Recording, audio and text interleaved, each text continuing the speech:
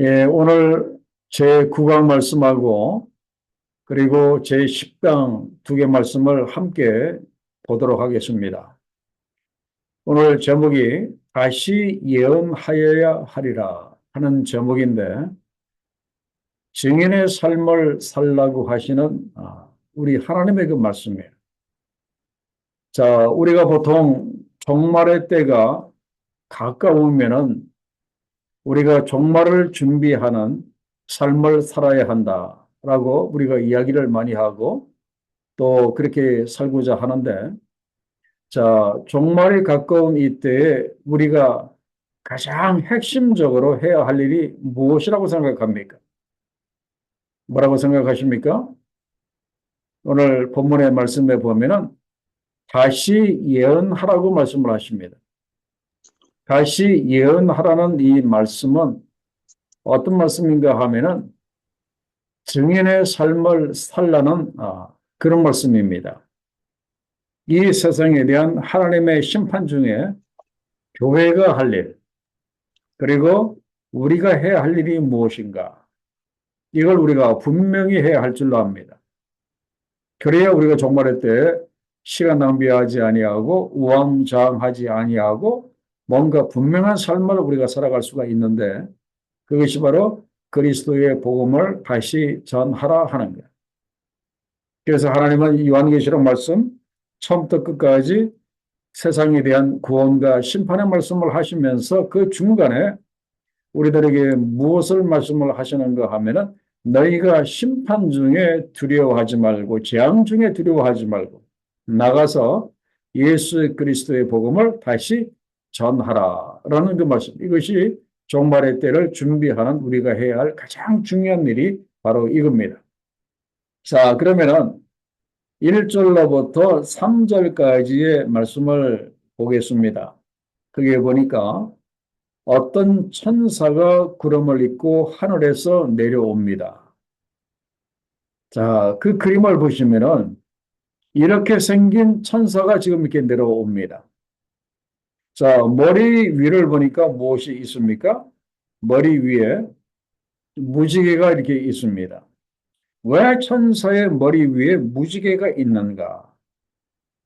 이것은 두 가지 의미가 있는데, 첫째는 천사의 위엄을 이제 나타내기도 하고, 보통 어떤 그 성화라고 할까요? 옛날에 그 위인들의 그 영적인 종들의 그런 그 그림을 보면 뒤에 둥그런 그 후광이라고 하죠. 이제 그런 걸 그림을 자주 그리는데 바로 그러한 측면에서 이 천사의 위엄을 나타낸다 하는 의미가 있고, 그리고 그것보다도 더 중요한 것은 여기서 왜 하필이면 무지개인가 하는 겁니다. 이 무지개는 무엇입니까? 바로 창세기에서 하나님께서 홍수로 세상을 심판하시고 난 다음에 우리 사람들에게 무지개를 통해서 언약을 하시잖아요. 내가 다시는 물로 너희를 세상을 심판하지 않겠다고 하시는 그 언약을 주시고 그 언약의 증거로서 이 무지개를 주셨어요. 그렇기 때문에 이 천사도 무지개의 상징인 하나님의 긍휼과 그리고 하나님의 언약을 따른다는 이제 그런 의미입니다. 이 후자가 더 이렇게 맞는 것 같아요. 자, 그 다음에 얼굴은 해같이 빛나고요. 그리고 발은 불기둥 같다 그랬습니다. 그 발을 한번 보세요. 양발이 전부 다 불이 활활활 이게 타오르는 이제 그런 그 발이에요. 그죠? 그리고 그 손에는 펴놓인 둘둘 말린 두루마리가 아니라 펴놓은 작은 두루마리를 들고 있습니다. 자, 이 두루마리에 무엇이 적혀 있는가를 먼저 말씀을 드리면 이 두루마리에는 하나님의 비밀이 적혀 있습니다. 지금 요한을 통해서 이제 보여주시는, 나타내시는 그 하나님의 비밀인데 그 중에 첫째는 장차 되어질 예언의 내용입니다. 장차 되어질 요한계시록에 관련된 예언의 내용이 거기에 기록이 되어져 있고, 그다음에 또 한 가지는 무엇인가 하면은, 자, 우리가 이제 10장 말씀을 보고 있는데 11장부터는 무엇이 나오는가 하면은 앞으로 종말의 때에 교회가 받을, 우리 믿는 자들이 받을 핍박이 쭉 나옵니다. 그래서 여기에 적혀 있는 하나님의 비밀 중에 두 번째는 교회가 앞으로 받을 핍박에 관한 예언이 여기에 적혀 있습니다. 그리고 전체적으로 보면 세 번째로 구원과 심판의 메시지가 이 열려 있는 펴놓인 두루마리 위에 깨알같이 저렇게 자세히 그렇게 적혀 있습니다. 자, 그리고 거기에 보면은 오른발은 어디를 밟고 있습니까? 오른발은 바다를 밟고 있습니다. 그리고 왼발은 어디를 밟고 있어요? 땅을 밟고 있습니다. 그러니까 바다와 땅, 세상을 밟고 있다는 그런 그 의미입니다. 그래서 이 천사가 불기둥과 같은 발로 세상과 그리고 바다를, 땅과 바다를 밟고 있다고 하는 이 의미는 아무도 하나님의 일을 수행하는 이 천사의 길을 막을 수 없다, 그런 뜻입니다. 아무도 하나님께서 원하시는 구원과 심판의 이 일을 수행하는 천사의 길을 막을 수 없다, 그런 의미입니다. 누가 저 불기둥 같은 저 발을 누가 막을 수 있겠어요? 그리고 바다와 땅을 동시에 밟고 있다고 하는 이 의미도 큽니다. 바다와 땅을 동시에 밟고 있다고 하는 것은 천사가 전할 하나님의 비밀의 보편성을 이야기를 합니다. 어느 한 군데, 어느 한 지역에 치우쳐 있는 것이 아니라 모든 나라에 해당한다는 그런 그 의미입니다. 육지에 있는 나라든지 아니면 바다에 있는 섬의 나라든지 모든 나라에 해당합니다. 그래서 하나님의 비밀의 보편성, 어느 누구에게나 다 편만하게 그렇게 전해지는 하나님의 비밀의 보편성을 그 이야기를 그 합니다. 자, 그러면서 이제 무엇이 이제 되는가 하면은, 자, 이제 일곱 번째 나팔 재앙이 그 남아 있습니다. 그래서 이 일곱 번째 이 나팔을 이제 그 불게 되면은 어떤 일이 벌어지는가 하면은 무시무시한 일곱 대접 재앙이 이제 기다리고 있어요. 지금은 그 나팔 재앙 마지막 그 일곱 번째거든요. 그래서 이때 그 나팔이 불게 되면은 이제 그 다음에 남아있는 일곱 개의 그런 그 무시무시한 그런 그 대접 재앙이 내려지는 이제 그런 그 상황이에요.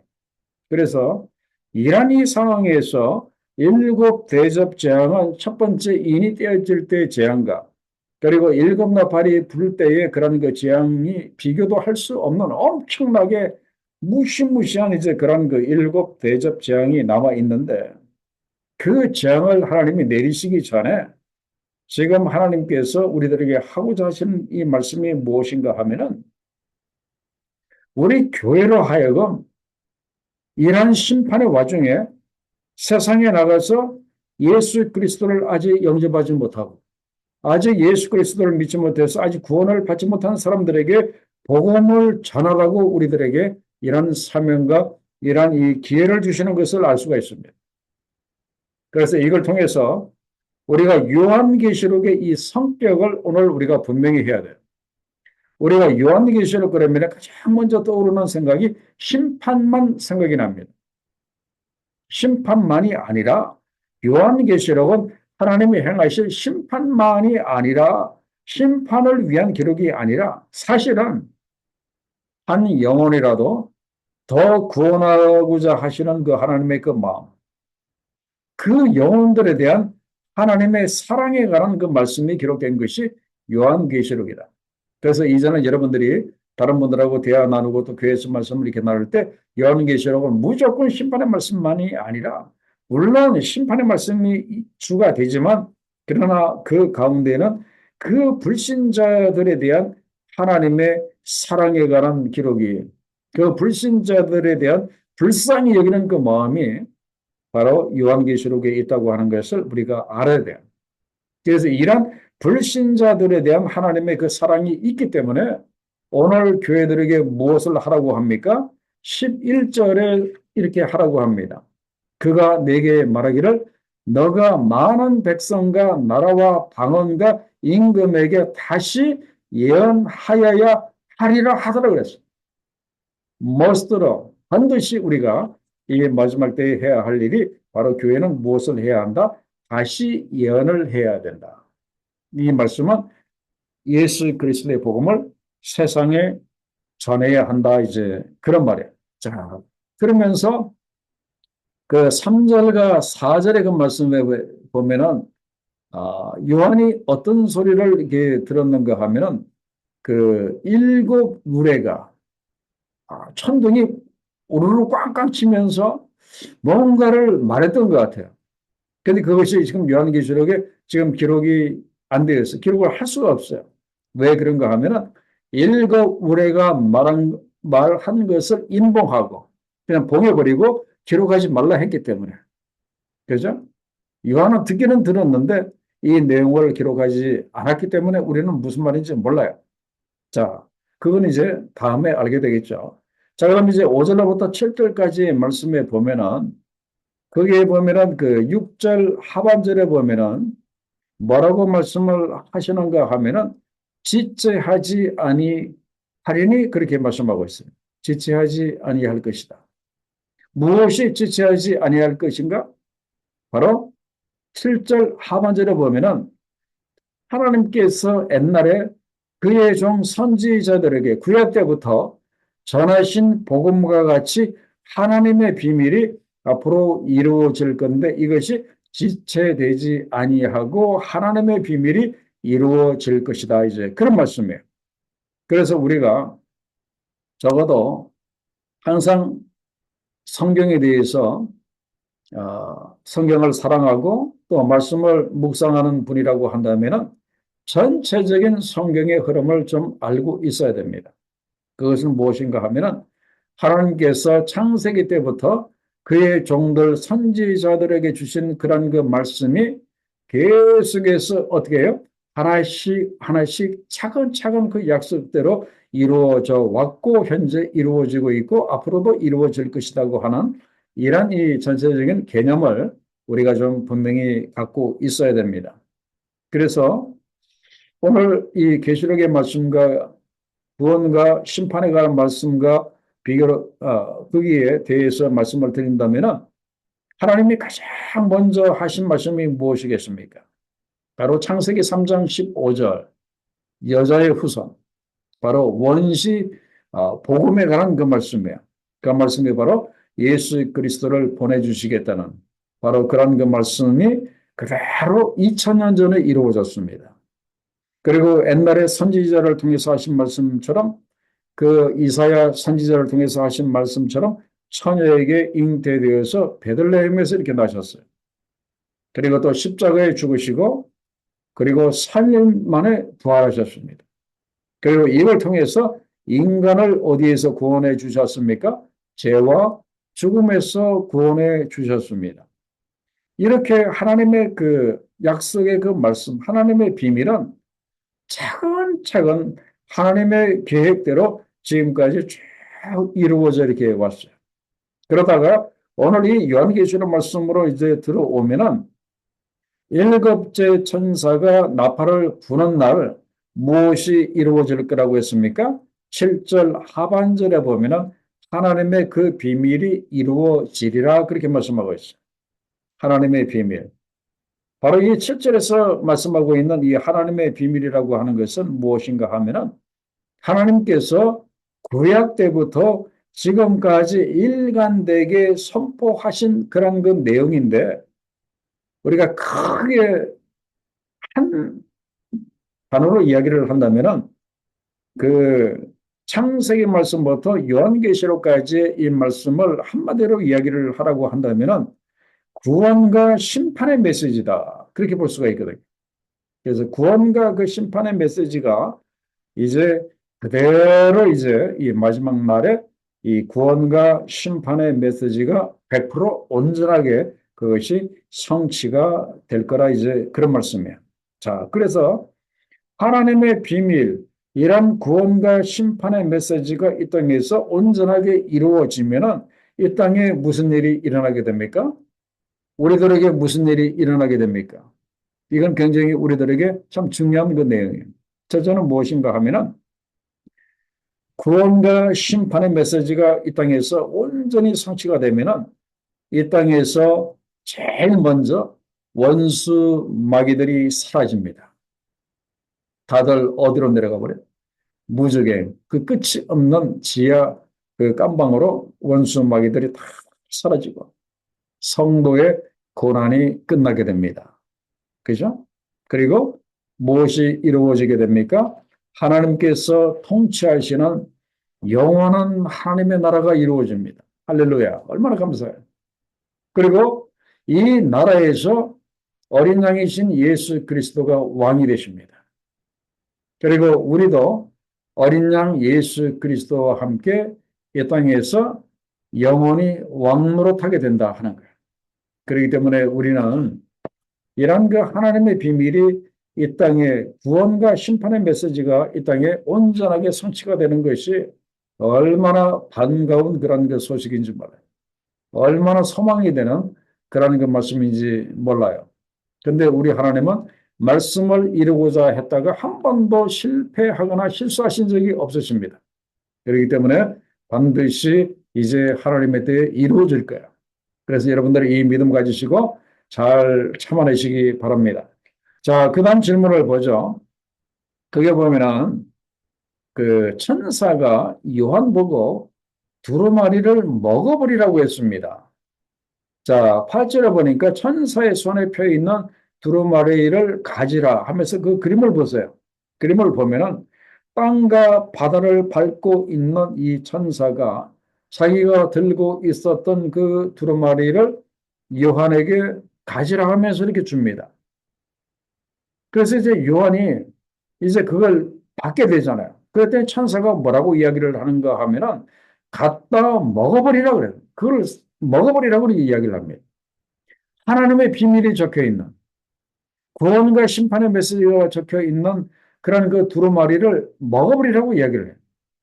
그래서 너가 먹게 되면은 어떤 일이 벌어진다? 그것이 너의 뱃속에서는 쓰게 될 거라고 이야기를 합니다. 그러나 먹는 그 순간에는 입에는 무엇과 같이 달리라? 꿀과 같이 달리라 그렇게 이야기를 합니다. 그래서 10절에 요한이 천사의 손에서 그 작은 두루마리를 받아가지고 먹어버렸어.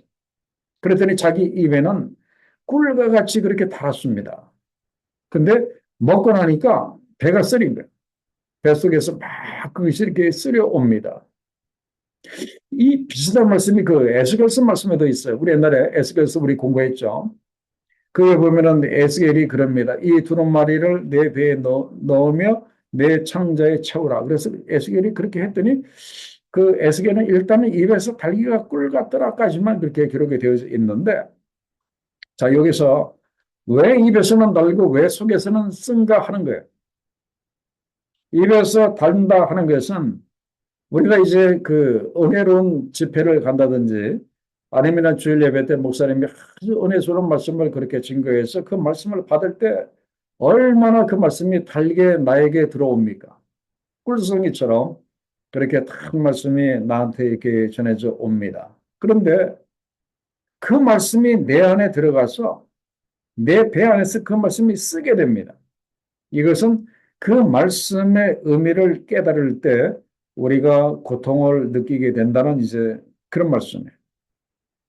도대체 받을 때는 참 좋았는데 왜 뱃속에 들어가서는 그 말씀이 쓰게 되는가? 뭐 여러 가지 이유가 있겠지만은 그첫 번째 이유는 무엇인가 하면은 사실 말씀을 달게 받았는데 그 말씀대로 살려고 하다가 보니까 이것이 또 쉬운 일입니까?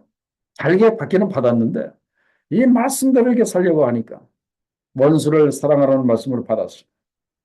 처음에는 달게 받았는데 아이 나를 힘들게 하는 원수를 사랑하려고 하니까 이게 잘 안 돼요.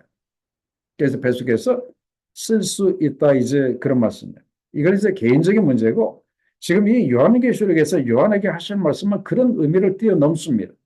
무엇인가 하면은 자 계시의 말씀을 요한이 받았는데 그 계시의 그 내용이 요한계시록의 그 내용이 무엇으로 가득 차 있는가 하면은 하나님의 심판과 하나님의 진노로 가득 차 있어요. 이걸 요한이 전파를 해야 되잖아요. 사람들에게 전파를 해야 되죠. 그것이 고통스러운 것을 이렇게 이야기를 하고 있어요. 심판의 메시지를 전하는 게 마냥 기쁜 일은 아니다 하는 거예요. 사실 우리도 그렇잖아요. 회개의 메시지, 죄종들이 주일날 단위 위에 올라서서 회개하시오 하는 회개 메시지 전하는 게 그게 쉬운 일이 아니고 마냥 기쁜 일은 그 아니잖아요. 그래서 그런 그 의미에서 우리가 이해를 하면 될 것 같아요. 자, 그러면서 너가 이제 나의 말을 받아서 이제 그 말씀을 가지고 어떻게 하라고 하는 그 사명을 주는지 거기에 보면은 11절이 중요한 말씀이에요. 오늘 이 구강에서 어떤 면에서 보면 제일 중요한 말씀이 바로 이 말씀이 아닌가 하는데, 자, 너가 많은 백성과 나라와 방언, 이 방언이라고 하는 것을 각 나라의 그 말, 세상에 있는 수천 가지의 각 나라의 말과 그리고 임금들에게 세상의 지도자들에게 다시 예언을 하여야 하리라 그렇게 말씀하고 있어요. 여기서 이 다시 예언하여야 하리라는 이 말씀은 예수 그리스도의 복음을 다시 전하라 그런 말씀이에요. 복음을 다시 전하라. 지금까지 전혀 새로운 말씀을 전하라는 뜻이 전혀 아닙니다. 이것은 어게인, 다시 전하라 하는 거예요. 그런데 이 말씀을 가지고 그 이단 종파들이 큰 착각을 하는 그 내용이 있습니다. 그것이 무엇인가 하면은 다시 예언하여야 하리라는 이 말씀을 가지고 오해를 해가지고 어떻게 오해를 하는가 하면은 자, 잘 들으세요. 과거 예수 그리스도의 복음은 실패했다 그런 말을 해요. 그리고 옛날에 예수 그리스도는 실패했다 그렇게 말을 합니다. 그리고 그의 복음으로 하나님의 뜻을 이 땅에 이루지 못했다고 이야기를 합니다. 그러면서 하나님이 보내신 자기들의 교주에 새로운 말을 들어야 한다라고 이단들이 그렇게 주장을 해요.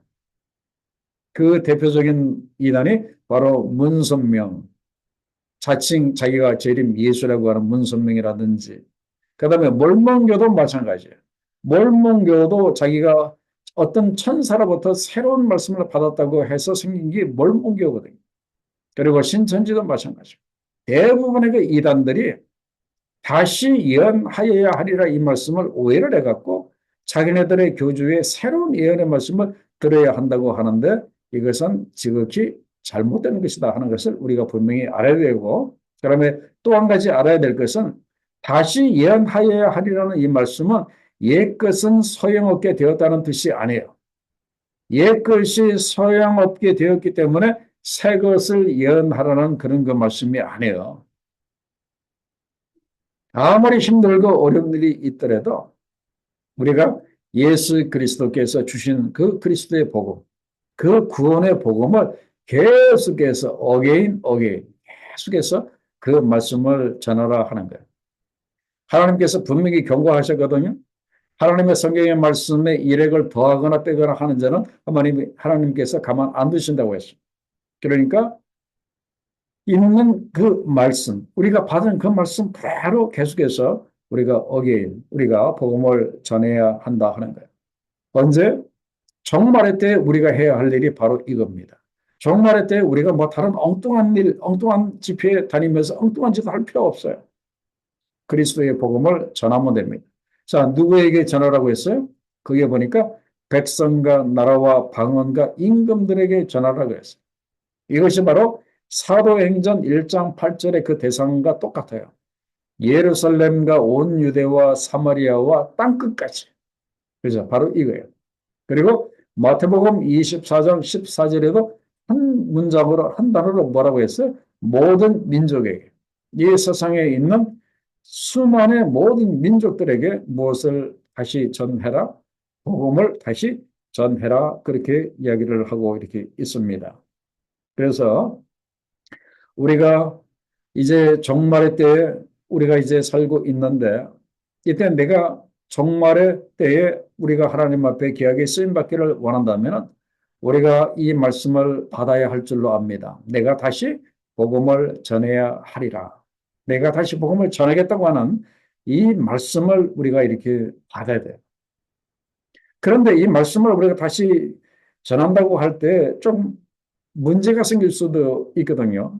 그것이 무엇인가 하면은 그 다시 전한다고 하는 것은 사실 옛날에 내가 말씀을 전했다가 옛날에 내가 전도를 했다가 우리가 거절당한 이제 그런 경우도 있잖아요.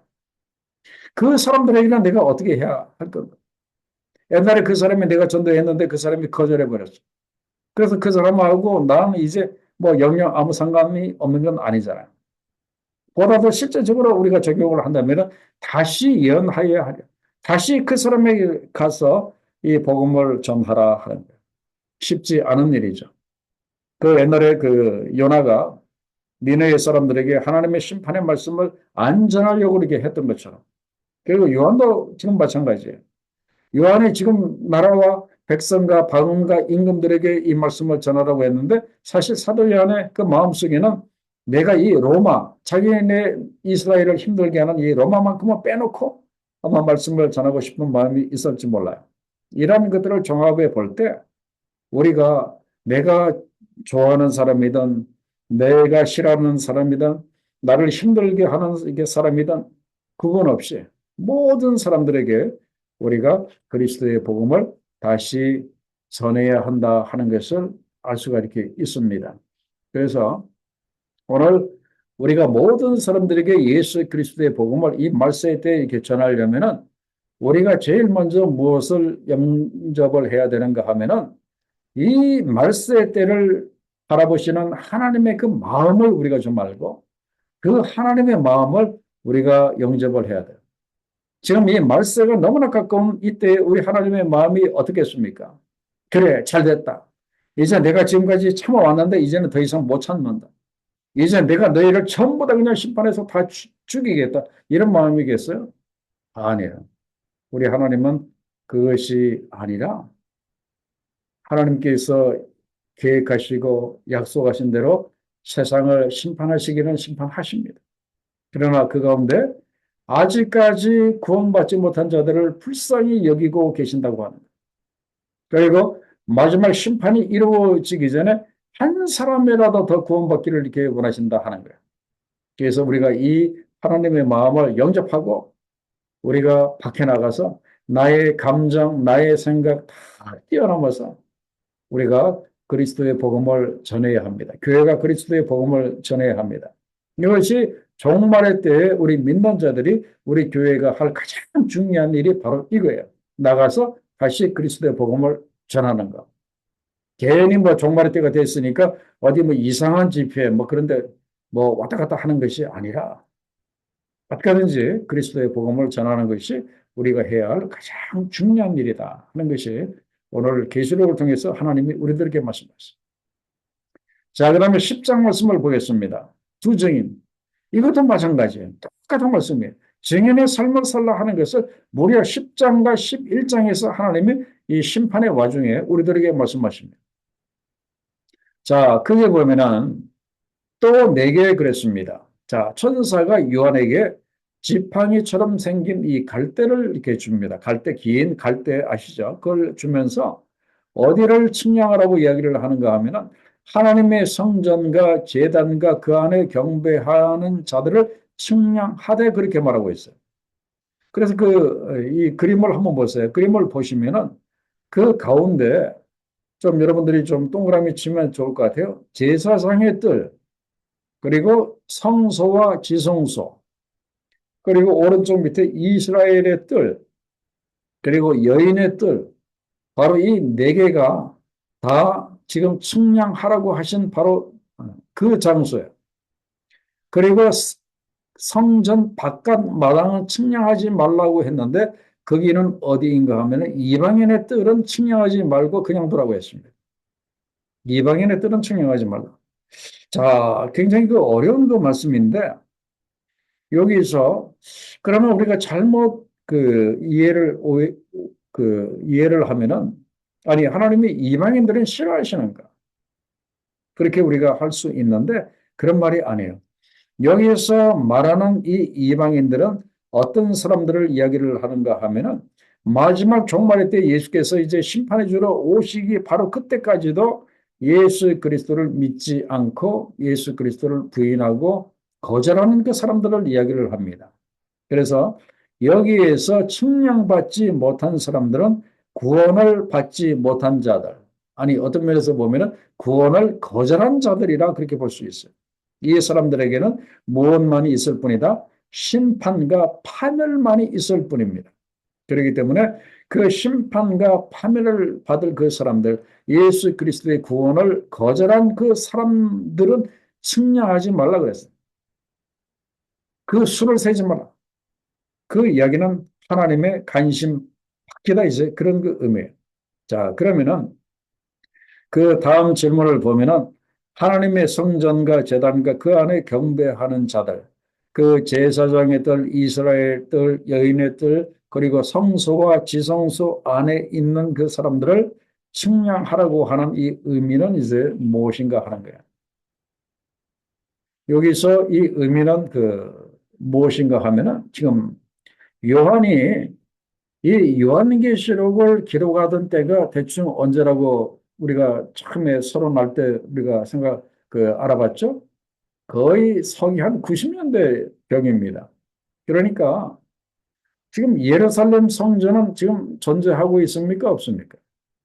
AD 70년에 다 무너졌기 때문에 돌 위에 돌 하나 남지 않기 때문에 이 성전이 없어요.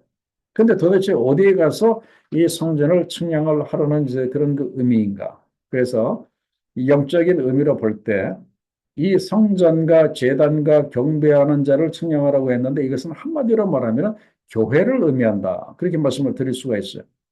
그래서 교회를 측량하라는 이제 그런 말씀이에요. 그리고 그 교회 안에 있는 성도들을 측량하라는 이제 그런 그 의미예요.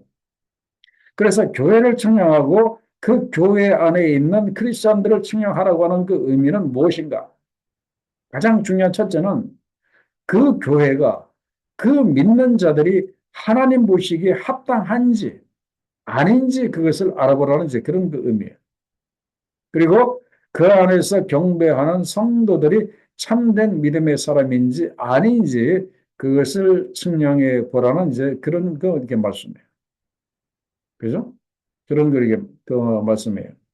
그래서 우리가 이제 마지막 때 하나님의 말씀을 받고 우리가 다시 예언하리라는 말씀을 받고 나가서 그리스도의 복음을 전하면서 또 우리 자신을 우리가 측량해 봐야 됩니다.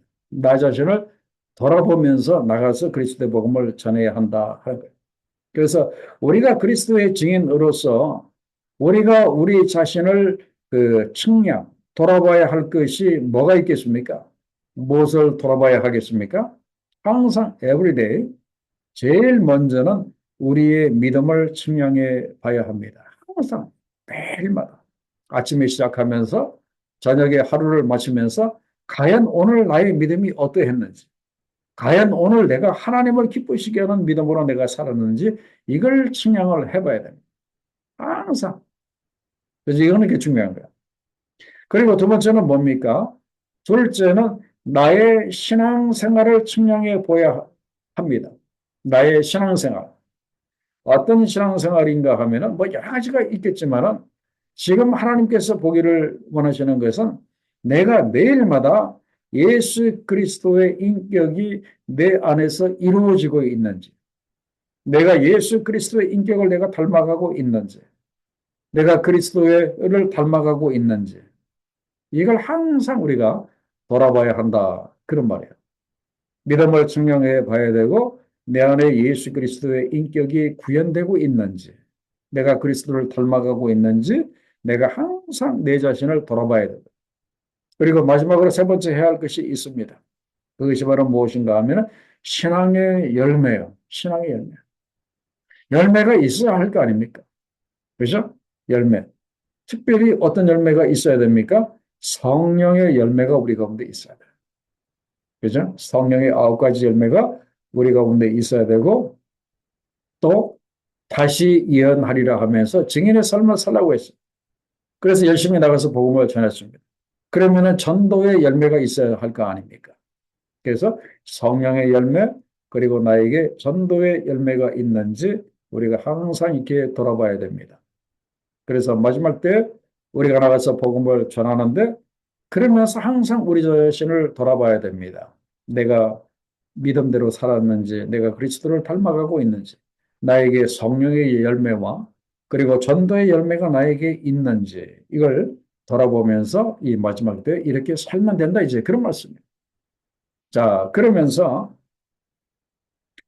그 11장 2절의 그 말씀을 한번 보시기 바랍니다. 11장 2절의 그 말씀.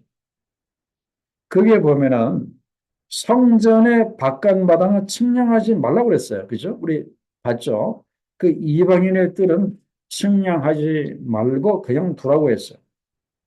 이것은 누구에게 주었다? 이방인들에 주었다. 그래서 이방인의 뜻, 자, 그들이 거룩한 성을 42달 동안 짓밟으리라 그렇게 말하고 있어요. 42달 동안. 그러니까 이 이방인들이 어떤 자들인지 우리가 여기서 확실히 알 수가 있죠. 바로 이 이방인들은 유대인이 아닌 이방인들을 말하는 것이 아니라 예수 그리스도의 구원을 받을 기회를 주셨음에도 불구하고 예수 그리스도의 구원을 매몰차게 거절한 이 사람들을 이야기를 합니다. 하나님의 구원의 은혜를 거절한 이 사람들을 이야기를 하는데 이 사람들이 거룩한 성을 42달, 참고로 드린 그 내용에 보면은 1260일, 우리가 너무나 익숙한 3년 반입니다. 그 기간 동안에 거룩한 성을 짓밟는다고 했는데 이것은 어떤 의미인가 하면은 교회에 대한 짐승의 핍박 기간을 이야기를 합니다. 교회를 바로 사단마귀가 부리는 그 짐승을 통해서 교회가 엄청난 그 핍박을 받는다 그런 말이에요. 3년 반 동안에. 그러면서 동시에 이 기간은 어떤 기간이에요? 하나님께서 자신의 백성들을 보호하시는 그 기간이에요. 그런데 이 보호의 의미도 우리가 잘 받아들여야 되는데 이것은 우리가 고난당하지 아니하고 죽지 않도록 한다는 의미가 아니에요.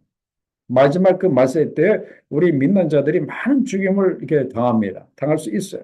그런데 그런 의미가 아니라 여기서 보호하신다는 이 의미는 하나님께서 교회를 붙들어 주신다는 이제 그런 그 의미예요.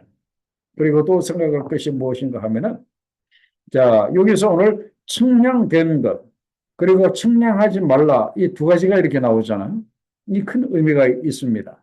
측량이 된다고 하는 것은 축복이에요. 측량이 되면은 그 수가 세워지고 그 안에 들어가면은 하나님이 보호하신다는 그런 말씀입니다.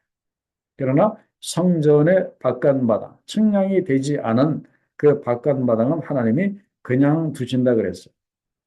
그래서 이 이방인들은 제가 말씀드린 것처럼 요한계시록의 관점에서 보면은 불신자들을 이야기하고 하나님을 믿지 않는 자들, 특별히 그리스도를 대적하고 성도들을 핍박하는 자들을 이야기를 합니다. 그런데 이 사람들이 무슨 짓을 한다고 했습니까? 거룩한 성을 42달 동안 짓밟을 거라고 이야기를 합니다. 이것은 어떤 의미인가 하면은 그들이 하나님이 베푸신 구원의 은혜를 거부할 것을 그 이야기를 합니다. 그리고 하나님을 무시하고 그들이 하나님을 대적할 것을 그 이야기를 합니다. 그죠? 그럴 것 같아요. 마지막 때 예수 그리스도를 그 안 믿는 사람들, 하나님을 그리스도를 이렇게 대적하는 사람들이 마지막 때에 가만히 있겠습니까? 오히려 더 하나님을 무시하고 그들이 더 대적하는 그런 그 모습으로 그들이 분명히 나올 거예요. 예, 그런 그 의미입니다. 자, 그러면서 이제 11장 3절과 4절에 보세요. 여기 보면은 지금까지 앞에 9장부터 지금 10강까지 계속해서 이 증인의 삶을 이렇게 살으라라고 이야기를 하는데 오늘 13절에 보면은 내가 나의 두 증인에게 그렇게 말하고 있어요. 그들에게 권세를 주리라 그렇게 이야기를 하고 있는데 자, 그 증인이 누굽니까? 거기에 보니까 두 감람나무와 그리고 두 촛대라고 이야기를 하고 있어요. 자, 그림을 보면 이렇게 나와 있잖아요. 그래서 나의 두 증인의 이 둘이라고 하는 이 넘버, 이 투라고 하는 것은 성경에서 중요합니다. 왜 그런가 하면은 성경을 보면은요, 한 사람의 증거는 법적인 효력이 없어요. 꼭 두세 사람의 증거가 있어야 한다. 그런 그 의미예요. 그래서 이 증인을 이야기를 하는데 한 사람의 증인이 아니라 두 사람이세요. 그런 그 의미예요. 그러면서 두 감람나무와 두 촛대로 그렇게 이야기를 하고 있습니다. 자, 그런데 그들이 두 증인이 무엇을 할 거라고 했습니까? 3절 하반절에 보면은 그들이 굵은 베옷을 입고 1260일, 3년 반 동안에 예언하리라. 자, 여기서도 계속 나오잖아요. 예언하라. 하나님의 말씀을 전하라. 복음을 전하라. 그렇게 말하고 있어요. 3년 반 동안에 이제 그렇게 하라라고 이야기를 하고 있는데 여기에서 이 두 감람나무와 두 촛대는 누구인가 하는 거예요. 자, 여러분들 한번 이렇게 생각해 보세요. 누구이겠어요? 이 두 감람나무와 두 촛대. 이것은 바로 교회를 이야기를 합니다. 지금 교회에게 하시는 말씀이 그겁니다. 너희가 굵은 베옷을 입고 1260일 동안 3년 반 동안에 나가서 세상에 나가서 예언하라고 이렇게 말씀을 하십니다. 그러면서 두 증인 교회에 무엇을 주셨다고 말씀하고 있습니까? 3절 상반절에 보면은 건세를 주겠다 이야기를 하고 있어요. 중요한 그 내용이에요.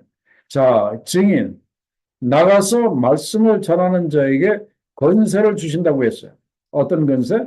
말씀을 전하는 건세를 준다. 그런 그 의미예요. 그리고 이 말씀을 전하는 건세뿐만 아니라 그 증인을 통해서 주시는 그 말씀이 건세가 있어서 사람들을 회개시키고 사람들을 변화시키고 세상을 변화시키는 그런 엄청난 그런 그 능력의 말씀의 건세를 이렇게 주신다 하는 거예요. 예사 말씀이 아니라 이때 주시는 이 말씀의 건세는 대단한 그 건세예요. 직접 하나님이 말씀하시는 것과 같은 것을. 직접 예수께서 말씀하시는 그러한 그 권세를 누구에게 주신다? 마지막 때에 교회와 우리들에게 주신다. 그렇게 말하고 있습니다. 자, 그런데 이 두 증인이 이 마지막 때 교회가 왜 베옷을 입어야 합니까? 굵은 베옷을 왜 입어야 합니까? 이 베옷을 입는다고 하는 것은 옛날에 그 성경에 보면은 베옷을 입는다고 할 때 언제 베옷을 입는가 하면은 굉장히 슬픈 일을 이렇게 당했을 때 아니면은 하나님 앞에 간절한 심령으로 회개할 때 자기 옷을 찢고 그리고 베옷을 입거든요. 그래서 이 두 증인 마지막 때 교회가 베옷을 입는다고 하는 것은 왜 베옷을 입는가 하면은 세상 사람들에 대한 상한 심정 때문에 베옷을 입습니다. 세상 사람, 어떤 사람? 아직까지 구원받지 못하고 이제 곧 있으면은 지옥에 떨어질 그 사람들에 대한 불쌍히 여기는 그 마음 때문에 교회가 무엇을 입어라? 베옷을 입어라. 그런 말씀. 그들에 대한 불쌍한 그 마음을 가지라. 그런 말씀. 그리고 두 번째는 이 굵은 베옷을 입는다고 하는 것은 바로 우리들에게 주시는 말씀인데 아직까지 회개하지 않은 세상에 대해서 우리가 그리스도의 증인으로서 깊은 책임감을 가지라 그런 말씀입니다. 괜히 뭐 저 사람 뭐 믿든지 말든지 구원 받든지 말든지 천국 가든지 말든지 그런 생각을 하지 말고 아직까지 구원받지 못해서 지옥으로 떨어질 수밖에 없는 그 사람에 대해서 내가 그리스도의 증인으로서 깊은 책임감을 이렇게 가지라고 하는 거예요. 그 사람에 대해서 불쌍한 심정을 이렇게 가지라는 거예요. 그래서 베옷을 입으라는 거예요. 우리가 그래서 베옷을 입어야 뭐 요나처럼 네가 믿든지 말든지 그런 그 생각이 아니라 그들에 대한 상한 심정, 그들에 대한 증인으로서의 깊은 책임감을 가지고 우리가 베옷을 입는 그런 그 자세로 우리가 복음을 전해야 한다 하는 거예요. 그래서 교회가 마지막 때에 그리스도의 복음을 전하고 말고는 선택 사항이 아닙니다. 전해도 되고 말고가 아니에요. 이건 필수예요. 그래서 조금 더 강하게 말씀드리면 마지막 때에 교회가 복음을 전할 줄 모르면 아니, 마지막 때 교회가 복음 전하는 것을 외면하면은 그것은 교회가 아닙니다. 분명히 예수께서 뭐라고 말씀하셨어요? 땅 끝까지 이르러 내 증인이 되라고 말씀을 하셨으면은 교회는 끝까지 말씀을 전해야 돼요. 그리고 전할 때 이 도도한 고자세가 아니라 배옷을 입고 세상에 대한 그 상한 심정, 그리고 그들에 대한 증인으로서의 깊은 그 책임감을 가지고 그들에게 말씀을 전해야 한다. 그런 말씀이에요. 그리고 이 복음을 얼마 동안 전해야 한다고 했습니까? 3년 반에 해당한다고 말씀하고 있어요. 3년 반. 그래서 이 3년 반에 어떤 사람은 말세 때 7년 환란기 중에 전반부에 해당한다. 또 어떤 사람은 또 후반부에 해당한다. 그렇게 이야기를 하는데, 그러나 여기서 이 숫자는 상징적인 의미로 우리가 받아들여야 됩니다. 상징적인 의미. 여기서 우리가 분명히 알 수 있는 것은 무엇인가 하면은 우리가 마지막 때에 복음을 전해야 하는 이 기간은 뭐 앞으로 뭐 영원히 뭐 그렇게 된다는 의미는 아니죠. 그래서 이것은 때가 되면은 반드시 끝나는 제한된 그런 그 기간이라고 합니다. 마지막 심판 바로 그 전까지 우리가 열심히 해야 할 것이 바로 세상에 나가서 그리스도의 복음을 우리가 전해야 한다 하는 거예요. 자, 그런데 사실 우리가 세상에 나가서 복음을 전하는 것이 증인의 삶을 사는 것이 쉽지 않죠. 점점 이렇게 쉽지 않아요. 그죠? 그래도 옛날에는 나가서 전도하면은 그래도 사람들이 받아들이고 전도지를 주면은 가지고 가고 그랬는데 요즘은 괜히 잘못 전도했다가 얻어 맞을 수도 있어요. 굉장한 그런 무시를 이렇게 당할 수도 있어요. 그래서 하나님께서 마지막 때에 두 증인에게 무엇을 주시는가 하면은 자, 권능을 주십니다. 그게 보면은 엄청난 권능을 주시는데 자, 5절로부터 6절까지의 그 말씀은 바로 예수 그리스도의 증인으로 살고자 하는 우리들에게 주시는 약속의 그 말씀이에요. 자, 만일 누구든지 그들을 해하고자 하면은 우리가 나가서 복음을 전하려고 하는데 우리를 방해하고 우리를 죽이려고 하는 자들이 있으면은 그들의 입에서 불이 나와서 그들의 원수를 삼켜버릴 것이. 그죠? 그 예레미야 23장 29절에 보면은 하나님이 이런 말씀하셨어요. 내 말이 불방망이 같지 아니하냐 하신 말씀이에요. 그러니까 우리가 나가서 복음을 전하는데 우리를 방해해요. 근데 우리 입에서 나오는 그런 그 말씀의 불이 그 사람을 삼켜버릴 거라고 그렇게 말씀을 합니다. 그리고 누구든지 우리를 해오고자 하면은 반드시 그와 같이 죽임을 당하리라. 그렇게 말씀하시고. 그리고 6절에 보면은 그들이 권능을 가지고 하늘을 닫아 그 예언을 하는 날 동안 비가 오지 못하게 하고 또 권능을 가지고 물을 피로 변하게 하고 아무 때든지 원하는 대로 여러 가지 재앙으로 땅을 치리로다. 그렇게 말씀을 하고 이렇게 있습니다. 자, 이걸 보면은 마지막 때에 그리스도의 복음을 전하는 자들에게 하나님께서 큰 권세를 주신다. 그렇게 말씀하셨어요. 그러면서 우리들을 대적하면은 어떻게 된다고 했습니까? 증인들, 우리들의 입에서 불이 나와서 그들을 삼켜버리게 그렇게 하시겠다. 그렇게 말하고 있습니다. 그래서 증인들의 입에서 나오는 증거의 그 말씀, 심판의 그 말씀은 그 자체가 불 같은 심판의 위력을 갖도록 그렇게 해 주시겠다. 그런 말씀. 그래서 말세 때 말씀을 전하는 증인들, 우리들의 그 입에서 나오는 그 말씀은 우리를 대적하는 그 사람들에게는 어떤 말씀인가 하면은 심판하는 이제 그런 그 불이라고 하는 거예요. 왜 이렇게까지 이런 약속을 하시는가 하면은 마지막 날에 재림이 가까운 그때 우리가 세상에 나가서 그리스도의 복음을 이렇게 전하는 것이 전혀 쉽지 않기 때문에 엄청난 그런 그 박해가 있을 것이기 때문에 반대가 있을 것이기 때문에 심지어 우리를 죽일 것이기 때문에 마지막 때 복음을 전하는 사람들의 그 말씀을 아주 이렇게 힘있게 말씀을 하신다.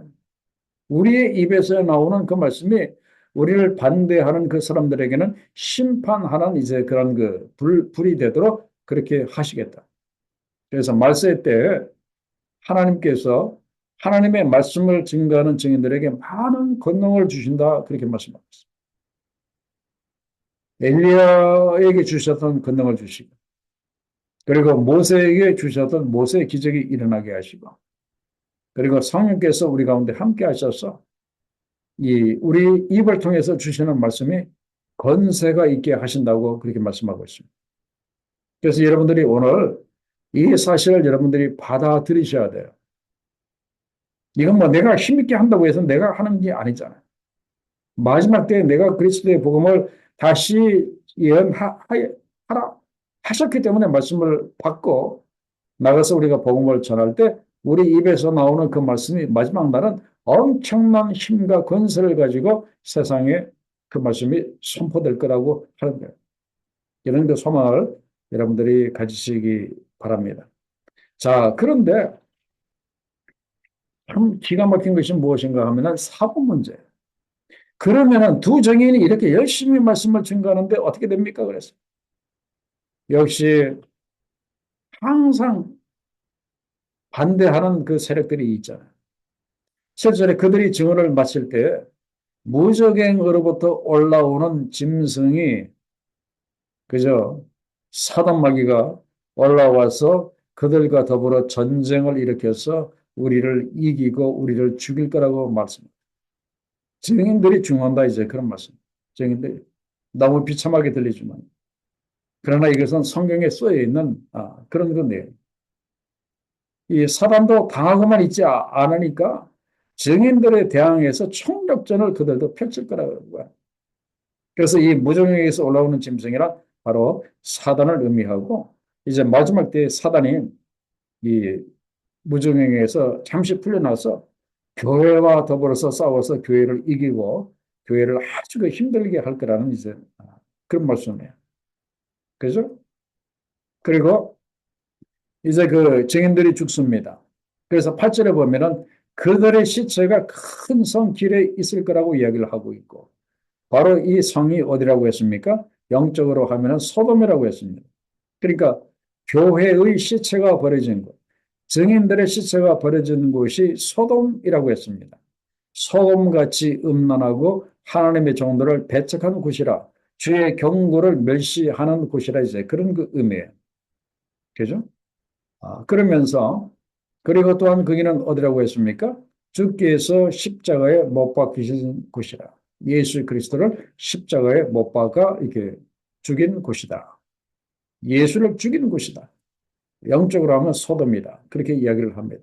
그러면서 구절에 보면은 그 백성들과 족속과 방언과 나라 중에서 사람들이 그 시체를 어떻게 한다고 했습니까?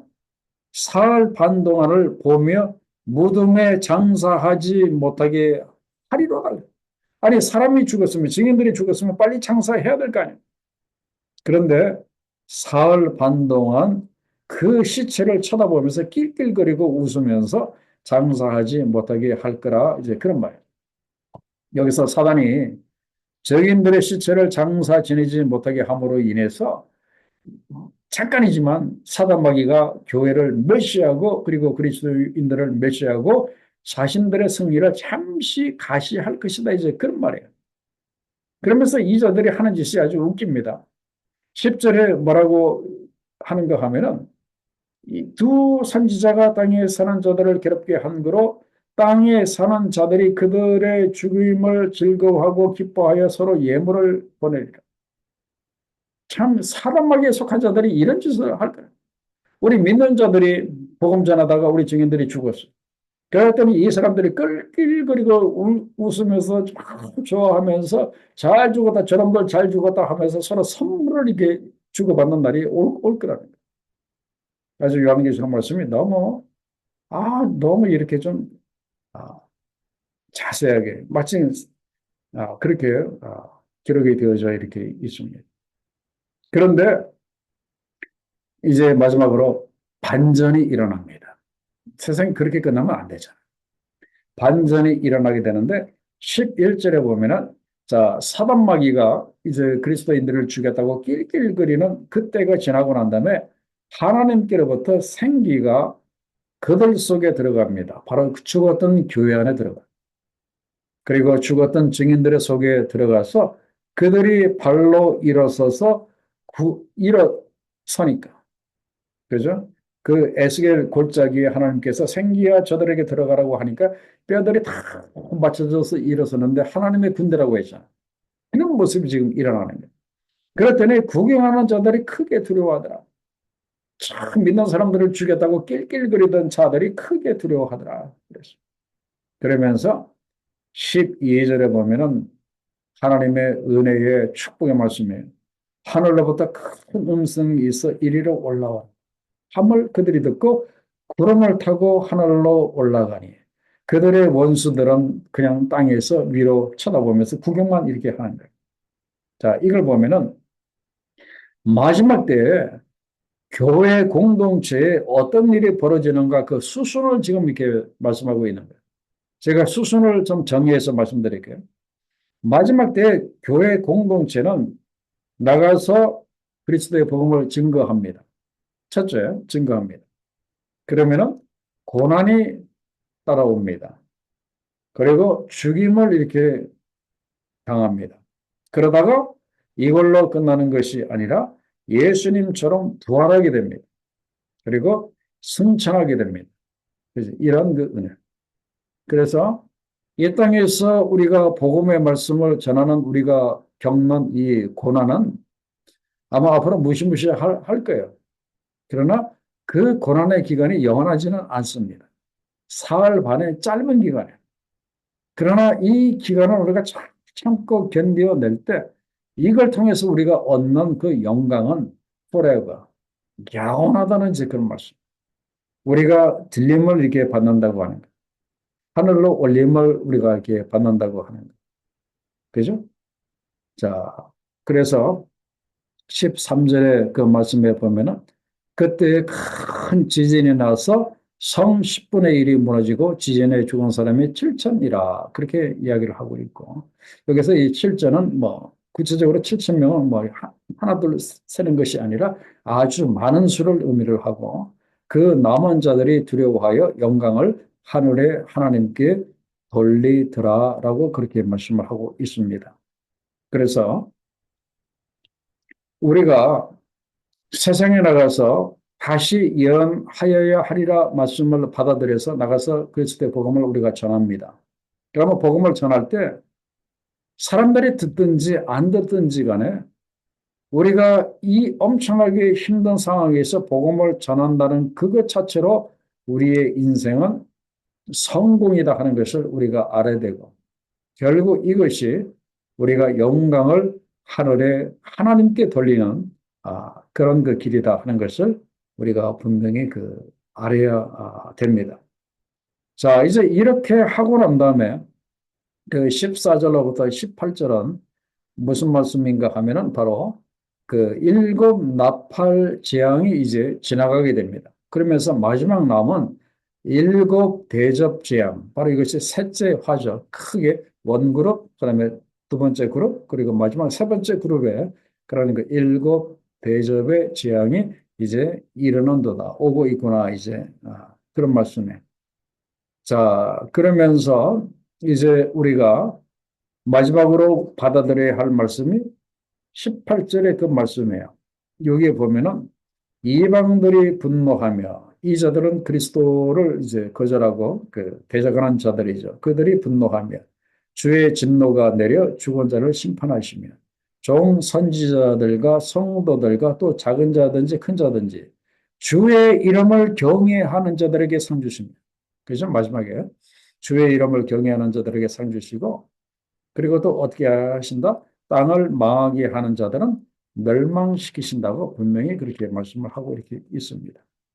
자, 그러면서 이제 이 말씀이 끝나고 난 다음에 그 다음 도표를 보면은 일곱 인을 뗄 때 재앙이 이제 지나가게 되고 그리고 이제 일곱 나팔을 부니까 이제 그 그게 보면은 그 일곱 대접의 그런 그 일곱 나팔을 이렇게 부니까 그 일곱 나팔의 그 재앙이 쭉 여섯 번째가 시작이 되다가 그리고 마지막 일곱 그 나팔을 불리게 되니까 바로 그 일곱 대접의 그런 그 재앙이 이제 원 세트 그다음에 투 그다음에 3세트로 그렇게 이루어지고 있는 것을 보게 됩니다. 자, 그러면서 이제 어떤 일이 벌어지는가 하면은 19절에 보니까 하늘에 있는 하나님의 성전이 이제 열립니다. 이 말씀이 끝나고 난 다음에 하늘에 있는 하나님의 성전이 쫙 열리는 것을 누가 보는가 하면은 요한이 봅니다. 요한이 보니까 그 성전 안에 하나님이 무엇을 보여주시는가 하면은 하나님의 언약궤를 보여주십니다. 바로 그 그림에 나와 있는 옛날에 그 지성소 안에 있었던 하나님의 언약궤를 보여 이렇게 주십니다. 그런데 이 언약궤는 이미 BC 587년에 그 바벨론에 의해서 성전이 파괴되면서 그때 없어졌거든요. 그런데 사라졌던 그 언약궤가 이 하나님의 성전 안에, 하늘에 있는 하나님의 성전 안에 다시 보인다고 하는 이 의미는 이게 무엇인가 하는 거예요. 이 언약궤가 보인다고 하는 것은 바로 그 언약궤 이름 바로 그겁니다. 언약이라는 거예요. 하나님의 언약은, 그죠? 하나님의 언약은 변함이 없으시다. 그런 말씀. 우리 하나님은 변함이 없으신 언약의 하나님이시다. 그런 말씀. 그래서 이걸 이제 마지막으로 이렇게 보여주신 것은 나는 언약의 하나님. 한번 언약한 것은 끝까지 지키는 신실한 언약의 하나님이시다. 그래서 앞으로 남아있는 이 요한계시록에 남아있는 마지막에 그 심판의 그 내용도 신실하게 내가 언약한 그대로 이루시겠다는 이제 그런 그 측면에서 이 언약궤를 이렇게 보여주신 거예요. 그러면서 언약을 기억하라. 이 언약의 하나님 나를 기억하라 이제 그런 그 말씀이에요. 자, 이제 중요한 것이 남아 있습니다. 그것이 바로 결론 및 적용인데 이 결론 및 적용이 아주 그 잘 나와 있어요. 자, 말세에서는 우리가 누구인가 하는 거예요. 이 자기의 정체성을 우리가 확립하는 것이 굉장히 중요해요. 왜 그런가 하면 평안할 때는만 몰라도 앞으로 더 힘들 터인데 자기 정체성이 확립이 안 되면 굉장히 힘들고 어려워요. 그래서 오늘 내가 분명히 해야 할 나의 정체성은 무엇인가 하면은 오늘 본문에 나오는 두 증인이다 하는 거예요. 거기 보면 증인이라고 했는데 이게 잘못 나왔네요. 증인이다 그런 말이에요. 그래서 우리는 말세 때 주의 말씀을 증거하는 교회고 그리고 나가서 주의 말씀을 증거해야 하는 증인이다 하는 것을 우리가 분명히 정체성을 분명히 해야 되고 그리고 우리가 이 증인의 삶을 살 때 고난을 겪을 수가 있지만은 마지막에는 우리가 승리한다. 그런 말씀이에요. 그리고 밑에서 세 번째 줄에 보면은 증인의 삶. 이는 분명히 희생과 아픔이 있지만 그러나 영광으로 채워지는 그런 그 삶이다 하는 것을 여러분들이 분명히 하시고 그리고 마지막 절 당당한 증인의 삶을 여러분들이 사시기를 우리 주의 이름으로 간절히 축원합니다. 그죠? 예. 자, 기도하겠습니다. 아버지 하나님 오늘 귀한 말씀을 우리들에게 허락해 주시고 우리가 종말의 때에 무엇을 해야 하는지 분명히 가르쳐 주셔서 너무나 감사합니다. 우리가 가만히 손 놓고 있는 것이 아니라 세상에 나가서 그리스도의 복음을 전하는 증인의 삶을 살아야 하는 것임을 분명히 이제 깨닫게 하시고 우리가 이 말씀에 순종해서 나가서 복음을 전할 때 비록 증인의 삶을 살 때 힘들고 어려운 핍박과 희생이 따르지만 그러나 마지막에 우리가 승리케 하시고 그리고 마지막에 우리가 영광을 얻을 거라고 귀한 말씀으로 우리를 위로하셔서 너무나 감사합니다. 이 말씀을 나에게 주시는 말씀으로 우리가 확실하게 받아들이고 이제는 당당한 예수 그리스도의 증인으로 나가서 그리스도의 복음을 열심히 전하는 증인의 삶을 살아갈 수 있도록 하나님 우리를 힘주시고 우리를 그렇게 사용하여 주시옵소서. 감사하오며 예수님의 결신 이름으로 기도하옵나이다. 아멘.